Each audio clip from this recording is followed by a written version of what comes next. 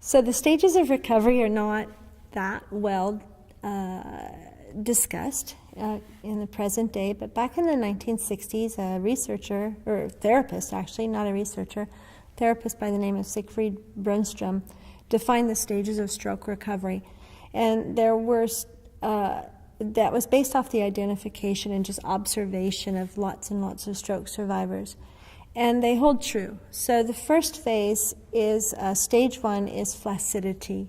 And flaccidity is where the limb, which has been affected by the stroke, so I'll say the arm in this situation, where the arm is flaccid, it's lifeless, there's no muscular tone, there's no voluntary movement, it's just there.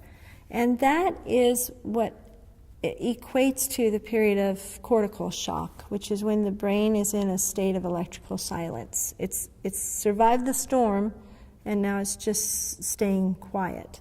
After that, we see stage 2 of recovery is where there starts to be a little tiny bit of tone developing. And in this situation, the elbow might bend a little bit, the foot might begin to curve downward and inward, the knee might begin to get stiff.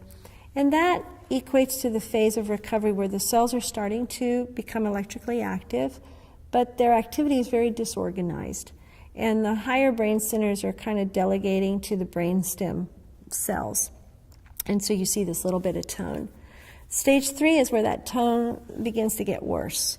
And the elbow might begin to bend more, the hand goes into a fisted posture, the foot becomes more forcefully downward and inward, the knee becomes straighter, the hip pulls backward. And this is usually very frightening to people because they think they're getting worse, because they say, look, my tone is going up, it's getting worse. Actually, this is actually a sign of improvement because it suggests that the nervous system is now activating more pathways. They're just disorganized and it's still delegating function to the brainstem. So when we walk, our inner ear discharges a signal to strengthen our muscles that hold us up against gravity and bring our arm in as if we're going to be carrying a bundle of firewood or something. And that's actually a survival mechanism of the brainstem so that we can move quickly and forcefully against gravity. And that those control centers are just not being well modulated by the higher brain that has suffered the stroke. So it's actually a phase of improvement. After stage 3, where the tone is going up, then the fun part is stage 4, where the tone starts to come down. And people begin to develop volitional movement. So they can begin to reach their arm forward with a straight elbow. They can begin to have their hand open a little bit. When they're walking, the knee might bend a bit. And that suggests then that the higher brain, the cortex, is actually beginning to modulate. It's starting to have control again. Then they go into stage 5, where the tone becomes very, very minimal, and voluntary movement actually becomes much more easily initiated and conducted. And then stage 6, according to definition, is the restoration of normal movement, but I choose not to use the word normal because I don't think movement is defined as normal. And so it's more a restoration of voluntary movement that allows one to have functional capability of walking and using their hand and arm in a daily manner.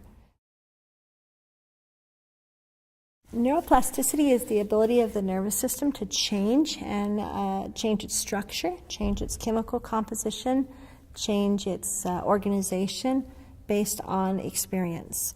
And when it comes to the cell environment of the brain during recovery from stroke, neuroplasticity defines the ability of the recovering brain to form new pathways to identify alternate routes of communication and to kind of restructure areas of the brain to represent movement that they previously might not have.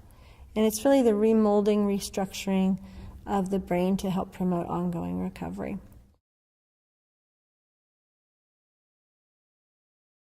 So often patients are discharged from therapy because of the plateau. And plateau is used like it's a bad thing. And to patients, what I tell them is, if you're climbing Mount Everest and you're on an uphill section, you're very happy to reach a plateau because it provides you an opportunity to rest.